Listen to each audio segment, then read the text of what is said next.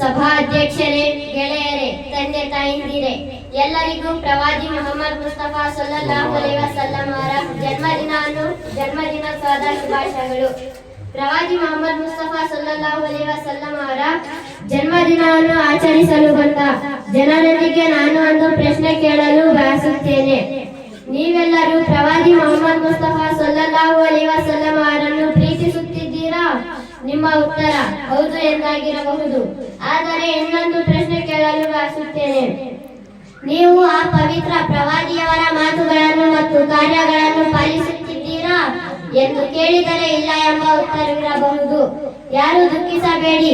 ಈ ಶುಭ ದಿನದಂದು ಪ್ರಮಾಣ ವಚನ ಸ್ವೀಕರಿಸಲು ಸಿದ್ಧರಾಗಿ ಆ ಪ್ರತಿಜ್ಞೆಯನ್ನು ನಾನು ಹೇಳಿಕೊಡುವೆ. ಎಲ್ಲರೂ ಒಟ್ಟಾಗಿ ಜೋರಾಗಿ ಹೇಳಿರಿ. ನಾವು ಇಲ್ಲಿಯವರೆಗೂ ಮಾಡಿದ ಪಾಪಗಳನ್ನು ಅಲ್ಲಾಹನು ಕ್ಷಮಿಸಲಿ. ಅಲ್ಲಾಹನು ಈ ಕ್ಷಣದಿಂದಲೇ ನಮ್ಮ ಪ್ರತಿಜ್ಞೆಯನ್ನು ಸ್ವೀಕರಿಸಲಿ ಮತ್ತು ಮೊಹಮ್ಮದ್ ನಬಿಯವರ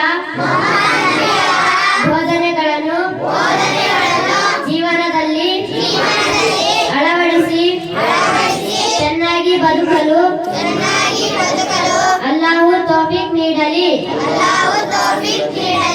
ಆಮೀನ್ ಎನ್ನುತ್ತಾ ನನ್ನ ಈ ಕಿರುಕಥೆಗೆ ವಿರಾಮ ಹಾಕುತ್ತಿದ್ದೇನೆ. ಅಸ್ಸಲಾಮು ಅಲೈಕುಂ.